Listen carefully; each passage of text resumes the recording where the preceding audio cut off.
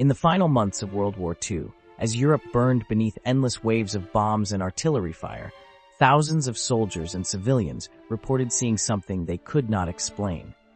Some described glowing figures standing inside the smoke of destroyed cities. Others spoke of enormous beings appearing beside aircraft moments before certain death. In the freezing darkness of foxholes, terrified young soldiers claimed they heard calm voices guiding them through artillery barrages. They should never have survived. Military officials dismissed many of these stories as exhaustion, trauma, or wartime hallucinations. But the reports never stopped. They came from British civilians during the Blitz, from American bomber crews flying over Germany, from trapped soldiers on the beaches of Dunkirk, and even from elite fighter pilots who risked their lives every single night above Europe. And decades later, many of those witnesses would insist on one terrifying claim. They believed angels had entered the war. For millions living through World War II, the conflict did not feel merely political or military. It felt apocalyptic. Entire cities vanished in firestorms. Nations collapsed in weeks. Human beings witnessed levels of destruction the modern world had never seen before.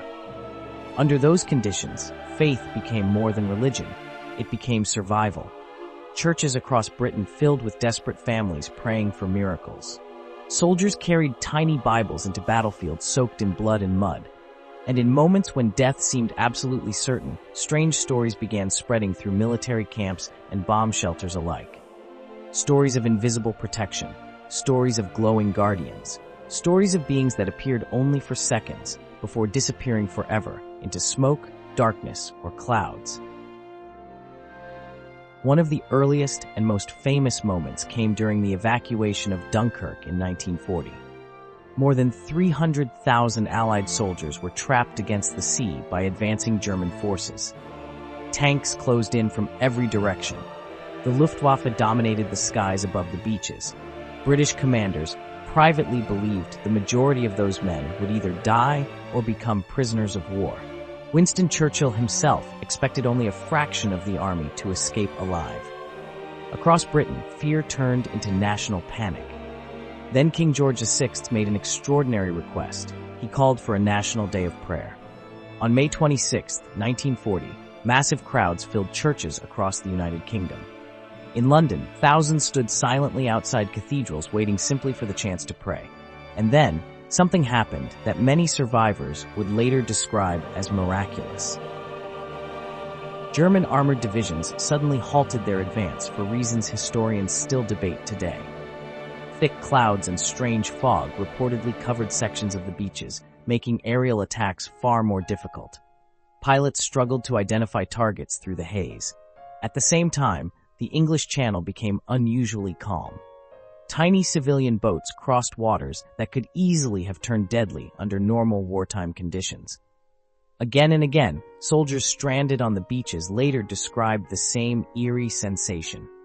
In the middle of explosions and machine gun fire, many felt an overwhelming presence of peace surrounding them. Some would later say they believed something supernatural had shielded Dunkirk from total annihilation. Others simply called it the Miracle of Dunkirk. But the strangest stories of all may have come from the skies above Europe. Night flying during World War II was a nightmare, unlike anything modern pilots experience today. Visibility was almost non-existent. Instruments frequently failed. Enemy fighters could emerge from darkness without warning. Thousands of pilots vanished into storms, clouds, or anti-aircraft fire and were never seen again. Yet among those airmen, stories spread about impossible encounters high above the battlefield. One American pilot flying a Lockheed P-38 Lightning during a reconnaissance mission reportedly experienced a complete instrument failure after entering heavy cloud cover over Europe. Inside the storm, the aircraft entered a violent spiral dive at terrifying speed. The pilot believed he was seconds away from crashing directly into a populated area near London. Then the clouds broke, and according to his testimony, he saw something standing on the wing of his aircraft, a towering human-like figure dressed in white, nearly 8 feet tall, motionless against the roaring wind. The pilot later claimed the figure looked directly toward him moments before the aircraft suddenly pulled upward at an impossible angle, recovering from the dive without any mechanical explanation. He survived.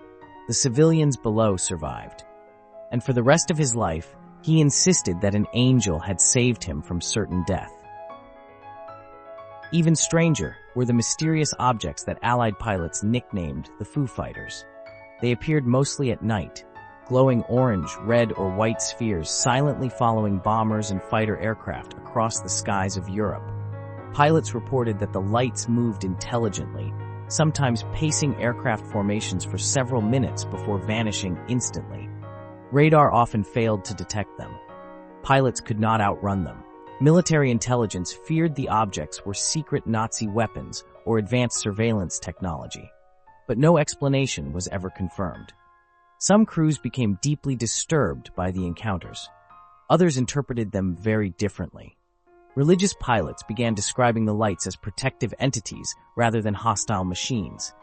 In damaged aircraft barely holding together after bombing runs, some crews believed the glowing spheres were guiding them safely back home through darkness and storms. Decades later, the Foo Fighters would become part of UFO history.